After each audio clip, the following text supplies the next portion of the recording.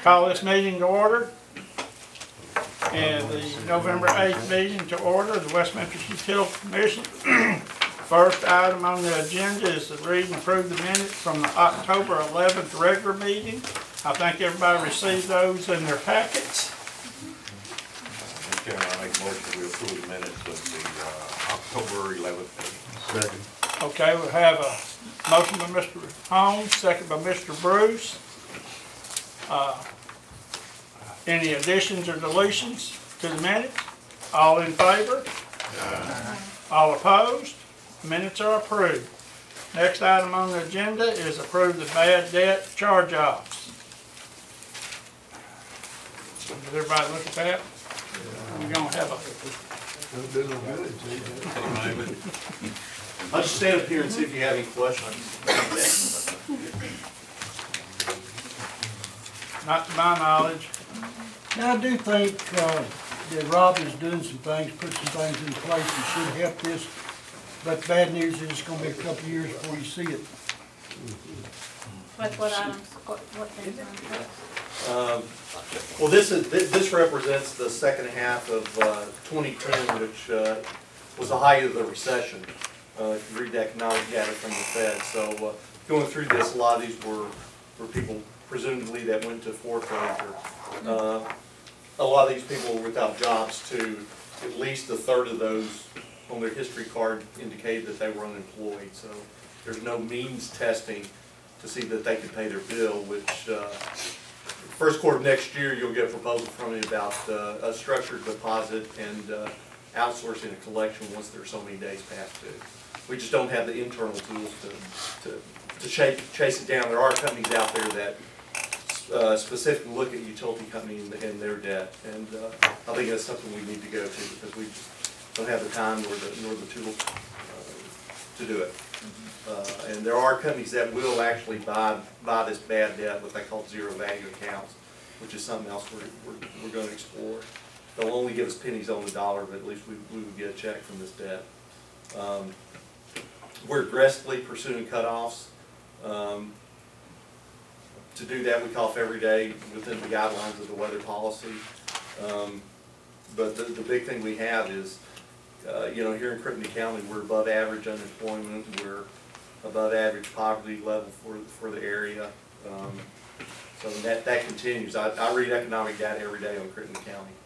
So until something happens with the economy, it looks like we're going to do this. But the best thing we can do is just catch them earlier when it becomes what we call near debt, when it's 30 or 50 days past due. It's not prolonged debt, 60 plus days. So that's what we're trying to do. Well, I really thought we were cutting them off 30 days. After 30 days. I wish I had the time to cut them off after 30 days. We're down to cutting them off after 60 days. 60. Because I was just wondering, I understand how a business can get 1,000 plus. Right. But for a resident to have over $1,000 worth of. What we see is in the summer is they get 3 or 4 months bills where they don't pay because of the hot weather policy and because of Crawley's Ridge. Once Crawley's Ridge, they go to Crawley's Ridge. Crawley's Ridge has 21 days to pay me, and I can't cut them off for another 21 days after that. So I got a Crowley's Ridge with that. it's where they pay Development. Crawley's okay. Ridge Development. Oh, okay. So if somebody has had a month where they're past due, then they go to Crawley's Ridge, that's another month. And then there's another month before I can cut them off. And if it's 95 degrees, we have another month before I can cut them off. So every day within the cold or hot weather policy, we're out there cutting them off. And I just looked at the numbers this morning, yesterday's cutoff, only 1 1/3 reconnected. And that's something that I've discussed with Frank and John too, is we've seen since September the number of reconnects after cutoffs has fallen. So Do we know why? I think it's continued recession, the economy. I feel like the economy. They just Chronic don't have money. unemployment. They just don't have the funds. So, any other questions? Thank you. Thank you. Make a motion, we do it. Okay. Have a motion by Mr. Beck to go ahead and charge off, and a second by Mr. Holmes.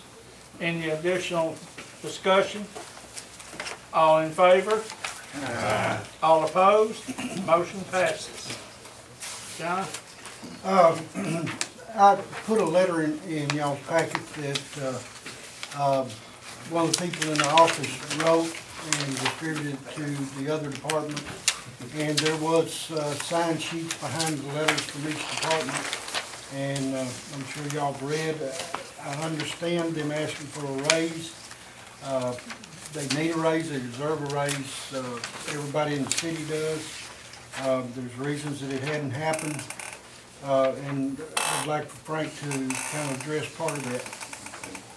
Well, I've been meeting with the mayor and for a couple of months continually watching everybody's funds and all that, and obviously we're having great collections from a couple of revenue sources that we were unexpectedly good this year.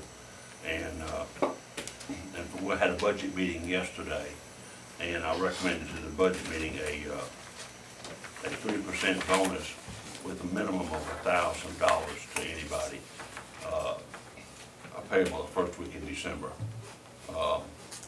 The reason why we did $1,000, obviously anybody making less than $33,333 would get less than $1,000, and so we made the minimum $1,000 for the lower paid people, and you have roughly about 46 people in that category in the utility department. I got this sheet, the first two sheets in front of you are the cost for each department on those, on that, the structure, bonus structure with including the Social Security cost. So the total cost for the department would be $115,134. Then when I seen the copy of the letter, Todd and I had a discussion, and I quite honestly, I said, you know, I've been here 10 years as finance director. I said, and I haven't once I've cashed in utility CDs, but I haven't once made a new one. So I just went to our website and picked out the oldest audit we had on the website was 2005. So I picked out the 2005 audit versus the 12/31/2011, which is apples to apples, and that's that third sheet. And you can see how the current assets have changed in 6 years. The total has not changed. Obviously, the internal portions have changed with the increase in inventories, which quite honestly is cash. That's just where he bought some additional stuff. So we've increased inventories. Intergovernmental receivables, that's cash. That would be turned into cash by just collecting from the receivables. CDs obviously is down, and the accounts receivable, which is utility bills, which we all just discussed, is up quite a bit in those 6 years. So I just thought it was, and just to give you a little more information on 2013 budget, your insurance, we just went to a new bid on it, changed the insurance on 10/1 for a 15-month policy, guaranteed policy, and we went with the lowest bid, which was Cigna. That increase next year will be to the utility about $115,000 increase on the insurance expense. What was that percentage? I'm sorry. What was the percentage of increase in insurance? It was about 24%, 29%. And we cover all of that, or do we pass it on? Well, that was what was recommended by the city and everything, not to pass it on. Okay. And the theory behind that is they hadn't raised in 4 years, so we need to try I to agree. be kind of tough. Although other people are doing it, we're just trying to absorb the cost. There's still, the employee cost is still $50 a month. That comes in form of recommendation. It will go to the city council next Thursday in form of resolution. Do we need to vote on it? I would like for you to. Okay.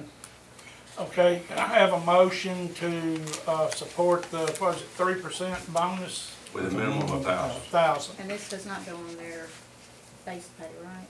I'm sorry? It No, doesn't go into no, their base. this is It's a based on their one-time. base pay, but it just, It's a one-time. yeah. Okay. I make a motion that I'll second it. Okay, we have a motion by Mr. Bruce, second by Ms. Marshall. Any further discussion? All in favor of the 3% bonus, minimum of 1,000? Signify by saying aye. Aye. All opposed? Motion passes. Thank y'all. I'd like to say one thing, I think this letter is very well written, but increase in pay does not provide increase in work output. Never has. So that's one little thing you need to look out for. If I could, I'd just kind of like to bring you up to date on the move into MISO. You know, Todd and I have been making meetings for a year or better, trying to learn how it works. It's totally different than any other transmission operator in the country, and it's can get very complicated. And we've been going to schools on those. I don't know if we're ready, but it's here. The Arkansas Public Service Commission approved that energy could go to MISO a few weeks ago, and it will totally move into MISO by December 2014. There's some marks that need to be met during the time from now till that time, and it's going to be really a run. This next year is really going to put a lot of strain on us trying to meet parts that we need to be. We had the first meeting with Entergy and how we need to proceed into MISO Monday of this week. And I might tell you, if you don't know, Todd and I were supposed to be at that meeting. Todd had all the paperwork. I had it in my computer, but I had not printed it out. Todd went into the emergency room Sunday night, was put in the hospital Monday, so Conway printed it out for me, so I was ready for the meeting. But anyway, Todd had gallbladder removed Tuesday, and he should get out of the hospital today. So that brings you up to where we are on MISO. And there will probably have to be some special call meetings over the year as we need to make things happen, get things done that will need your approval. And speaking of special call meetings, I had hoped to have the budget here today, and a couple of reasons I didn't get there. Part of it's my fault, part of it is we don't have all the numbers from Entergy on what coal plants are gonna cost. With the way the election went, we may not have to worry about the coal plants much longer, but anyway, that's where we are. John, maybe if we get it, if we know the information before the safety meeting, maybe we can have a quick Yeah.